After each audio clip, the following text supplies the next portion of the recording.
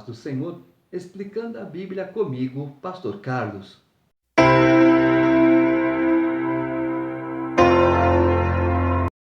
Lucas capítulo 19. Entrando em Jericó, atravessava Jesus a cidade. Eis que um homem chamado Zaqueu, maioral dos publicanos e rico, procurava ver quem era Jesus, mas não podia por causa da multidão, por ser ele de pequena estatura. Então, correndo adiante, subiu a um sicômoro a fim de vê-lo, porque por ali havia de passar. Quando Jesus chegou àquele lugar, olhando para cima, disse-lhe: Zaqueu, desce depressa, pois me convém ficar hoje em tua casa. Ele desceu a toda pressa e o recebeu com alegria. Todos os que viram isto murmuravam, dizendo que ele se hospedara com homem pecador. Entre mentes, Zaqueu se levantou e disse ao Senhor: Senhor, resolvo dar aos pobres a metade dos meus bens, e se em alguma coisa tenho defraudado alguém, restituo 4 vezes mais. Então Jesus lhe disse: Houve hoje salvação nesta casa, pois que também este é filho de Abraão, porque o Filho do Homem veio buscar e salvar o perdido. Sem detalhes de Zaqueu, sicômoro, houve salvação. Jesus estava no local certo, na hora certa, para falar com a pessoa certa.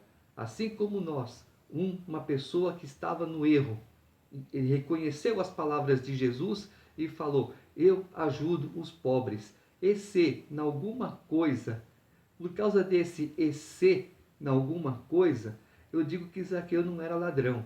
Ele poderia ter dado a seguinte ordem, porque ele era chefe dos publicanos: vocês têm que arrecadar quanto de imposto? Ah, tanto. Então arrecade um pouco mais, e esse um pouco mais é para mim. Acabou o assunto. Então, como que ele vai saber de quem que ele roubou se ele dava ordem para as pessoas? Então, ele não roubava diretamente, então ele não sabia de quem. Mas ele, ajudando os pobres, ele estava o quê? Se redimindo dos erros. Ouvindo eles estas coisas, Jesus propôs uma parábola, visto estar perto de Jerusalém e lhes parecer que o reino de Deus havia de manifestar-se imediatamente. Então disse: certo homem nobre partiu para uma terra distante, com o fim de tomar posse de um reino e voltar. Chamou 10 servos seus, confiou-lhes 10 minas e disse-lhes: negociai até que eu volte. Mas os seus concidadãos o odiavam e enviaram após ele uma embaixada dizendo: não queremos que este reine sobre nós. Quando ele voltou, depois de haver tomado posse do reino, mandou chamar os servos a quem dera o dinheiro, a fim de saber que negócio cada um teria conseguido. Compareceu o primeiro e disse: Senhor, a tua mina rendeu 10. Respondeu-lhe o Senhor: muito bem, servo bom, porque foste fiel no pouco, terás autoridade sobre 10 cidades. Veio o segundo dizendo: Senhor, a tua mina rendeu 5. A este disse: terás autoridade sobre 5 cidades. Veio então outro dizendo: eis aqui, Senhor, a tua mina, que eu guardei embrulhada num lenço, pois tive medo de ti, que és homem rigoroso. Tiras o que não puseste e ceifas o que não semeaste. Respondeu-lhe: servo mau, por tua própria boca te condenarei. Sabias que eu sou homem rigoroso, que tiro o que não pus e ceifo o que não semeei. Por que não puseste o meu dinheiro no banco? E então, na minha vinda, o receberia com juros. E disse aos que o assistiam: tirai-lhe a mina e dai-a ao que tem as 10. Eles ponderaram: Senhor, ele já tem 10. Pois eu vos declaro: a todo o que tem, dar-se-lhe-á, mas ao que não tem, o que tem lhe será tirado. Quanto, porém, a esses meus inimigos, que não quiseram que eu reinasse sobre eles, trazei-os aqui e executai-os na minha presença. É o que vai acontecer. Aqueles que não querem dar ouvidos às palavras de Deus, que não querem receber Jesus hoje como Salvador, quando chegar no reino eterno, Jesus vai olhar e fala: vocês não quiserem a minha liderança, então eu também não quero vocês aqui. Tirai-os da minha presença, diante de mim. É triste. Se você parar para pensar naquele grande dia, será triste, vai ser choro, não para quem fica, mas sim para quem vai. Por isso que é importante a gente fazer as coisas certas hoje. Olha, como Jesus disse, aquele que tem, que sabe organizar, que sabe administrar, esse será dado mais. E aquele que não tem responsabilidade será tirada. E dito isto, prosseguia Jesus, subindo para Jerusalém. Ora, aconteceu que, ao aproximar-se de Betfagé e de Betânia, junto ao Monte das Oliveiras, enviou 2 de seus discípulos, dizendo-lhes: Ide à aldeia fronteira, e ali, ao entrardes, achareis preso um jumentinho, que jamais homem algum montou. Soltai-o e trazei-o. Se alguém vos perguntar, por que o soltais? Respondereis assim: porque o Senhor precisa dele. E indo os que foram mandados, acharam segundo lhes dissera Jesus. Quando eles estavam soltando o jumentinho, seus donos lhes disseram: Por que o soltais? Responderam: Porque o Senhor precisa dele. Então o trouxeram e, pondo as suas vestes sobre ele, ajudaram Jesus a montar. Indo ele, estendiam no caminho as suas vestes, e quando se aproximava da descida do Monte das Oliveiras, toda a multidão dos discípulos passou jubilosa a louvar a Deus em alta voz por todos os milagres que tinham visto, dizendo: Bendito é o Rei que vem em nome do Senhor, paz no céu e glória nas maiores alturas. Ora, alguns dos fariseus lhe disseram em meio à multidão: Mestre, repreende os teus discípulos. Mas ele lhes respondeu: Asseguro-vos que, se eles se calarem, as próprias pedras clamarão. Portanto, se você vê alguém glorificando a Deus, não repreenda. Repreenda sim se você perceber no Espírito que não é do Espírito de Deus que ele está glorificando. Aí você pode repreender. Mas se o louvor, se a glória vem do coração, ouça, ajude a glorificar, não repreenda. Quando ia chegando, vendo a cidade, chorou e dizia: Ah, se me conheceras por ti mesma ainda hoje, e o que é devido à paz. Mas isto está agora oculto aos teus olhos.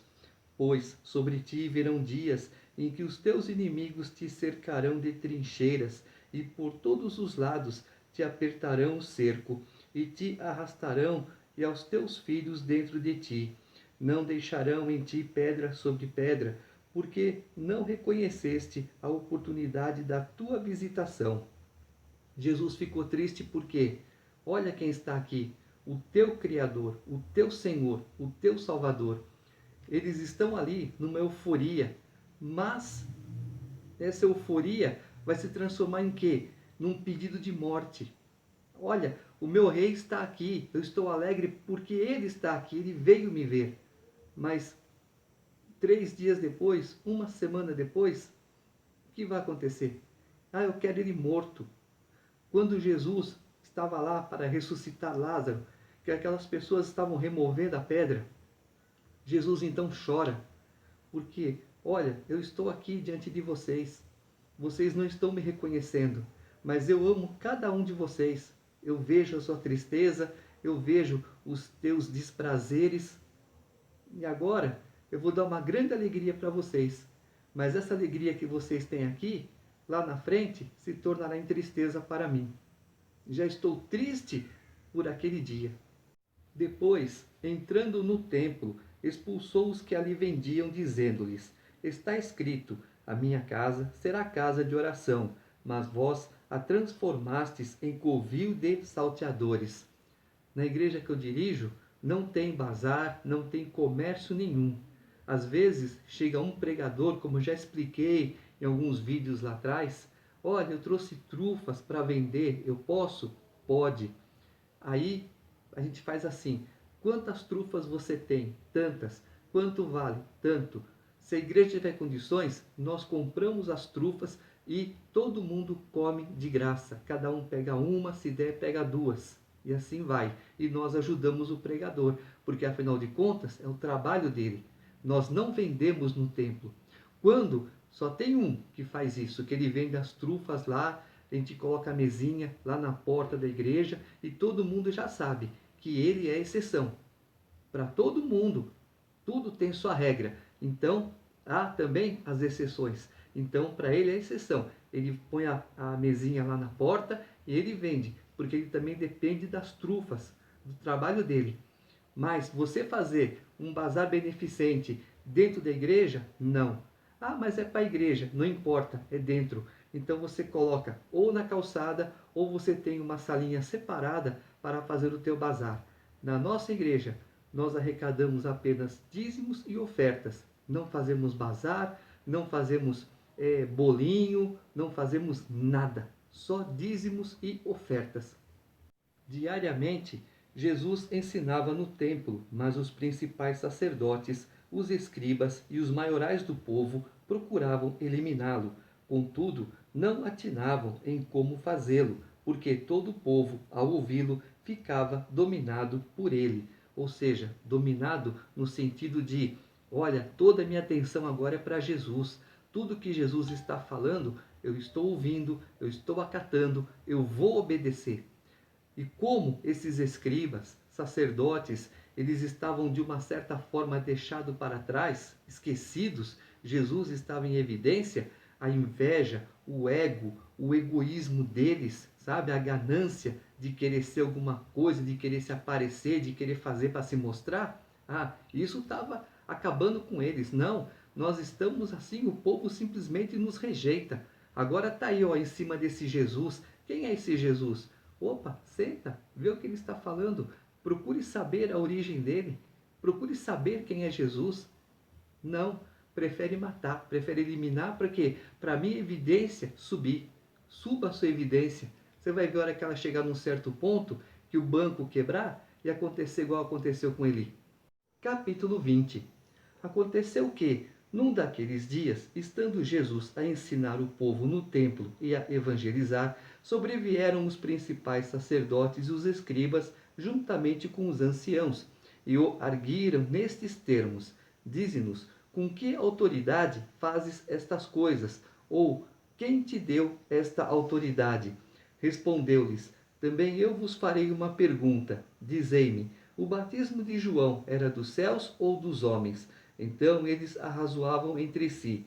Se dissermos do céu, ele dirá: Por que não acreditastes nele? Mas se dissermos dos homens, o povo todo nos apedrejará, porque está convicto de ser João um profeta.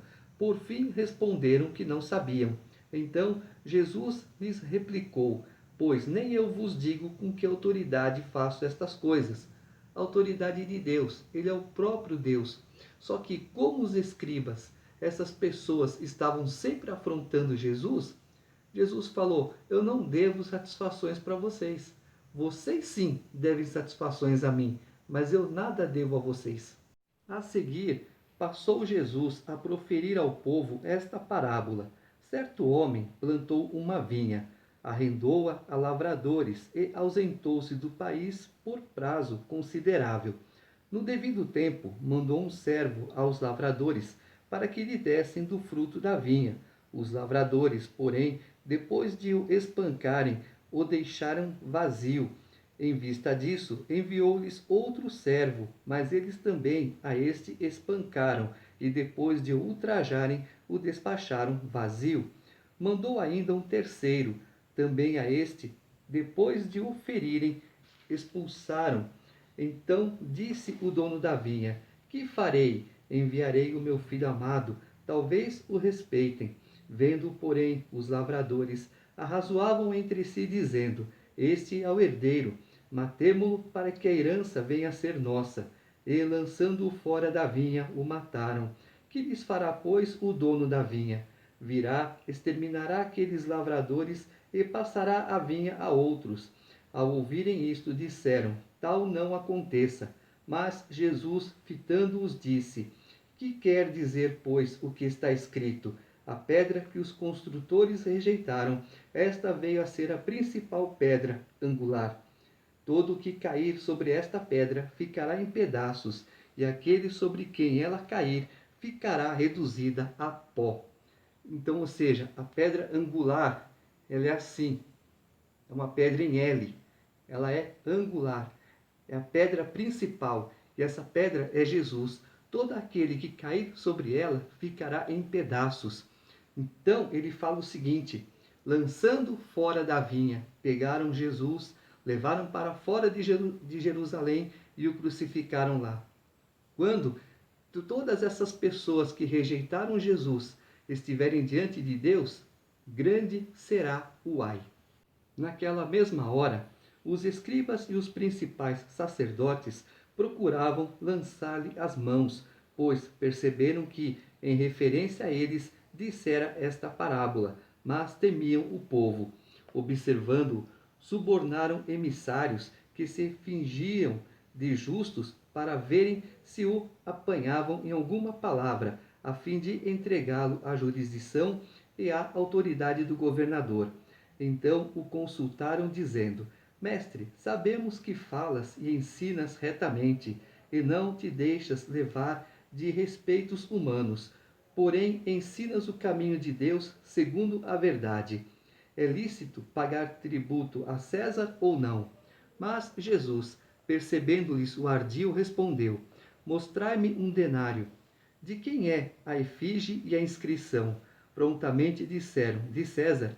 Então lhes recomendou Jesus: Dai, pois, a César o que é de César, e a Deus o que é de Deus. Não puderam apanhá-lo em palavra alguma diante do povo, e, admirados da sua resposta, calaram-se. Então, se você tem alguma coisa que é de Deus, entrega para Deus. Não retenha o que é de Deus, para que Deus também não retenha as tuas bênçãos. Chegando alguns dos saduceus, homens que dizem não haver ressurreição, perguntaram-lhe: Mestre, Moisés nos deixou escrito que, se morrer o irmão de alguém, sendo aquele casado e não deixando filhos, seu irmão deve casar com a viúva e suscitar descendência ao falecido. Ora, havia 7 irmãos. O primeiro casou e morreu sem filhos. O segundo e o terceiro também desposaram a viúva. Igualmente, os 7 não tiveram filhos e morreram. Por fim, morreu também a mulher. Esta mulher, pois, no dia da ressurreição, de qual deles será esposa? Porque os 7 a desposaram.